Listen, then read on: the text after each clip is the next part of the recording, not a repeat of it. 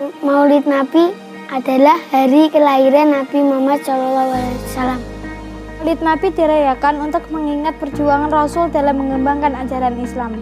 Memperingati Maulid Nabi yaitu dengan cara mengucapkan pujian-pujian, bersolawat, meneladani akhlak mulia dan agung dari Nabi Muhammad SAW.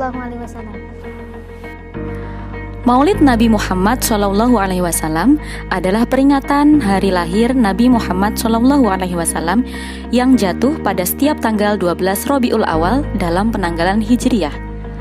Kata maulid atau milad sendiri dalam bahasa Arab berarti hari lahir. Perayaan Maulid Nabi merupakan tradisi yang berkembang di masyarakat Islam jauh sebelum Nabi Muhammad SAW wafat. Nah, kelahiran Rasulullah ke dunia ditandai dengan sejumlah peristiwa besar, yaitu pada waktu subuh hari saat Rasulullah dilahirkan, keadaan kota Mekah dan sekelilingnya begitu damai dan menenangkan jiwa. Keadaan alam yang seperti itu tidak pernah dirasakan penduduk Mekah sebelumnya. Kelahiran Rasulullah bahkan memadamkan api-api sesembahan kaum Majusi di Persia yang selama ribuan tahun tidak padam.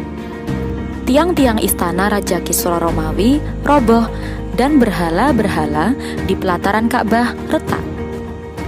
Malam-malam detik kelahiran Nabi Muhammad SAW tepat pada tanggal 12 Rabiul Awal di sepertiga malam. Nah, di malam ini langit dalam keadaan cerah tanpa ada mendung sedikit pun. Saat itu, Abdul Muthalib, kakek Nabi Muhammad SAW, sedang bermunajat kepada Allah Subhanahu wa Ta'ala di sekitar Ka'bah. Sayyidah Aminah yang sedang menunggu kelahiran sang Nabi dikejutkan dengan kehadiran 4 perempuan mulia, yakni Siti Hawa, Siti Sarah, Asia, dan Siti Maryam. Mereka menyampaikan kabar gembira kepada ibunda Nabi.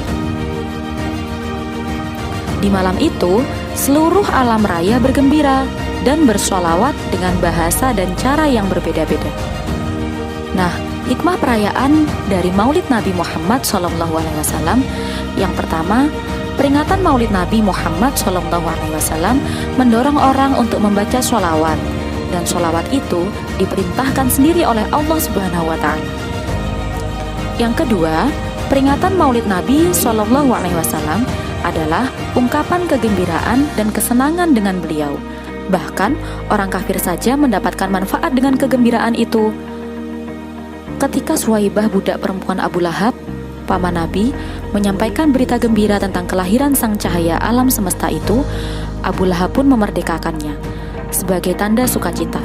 Dan karena kegembiraannya, kelak di alam baqo, siksa atas dirinya diringankan setiap hari Senin tiba. Yang ketiga, meneguhkan kembali kecintaan kepada Rasulullah SAW.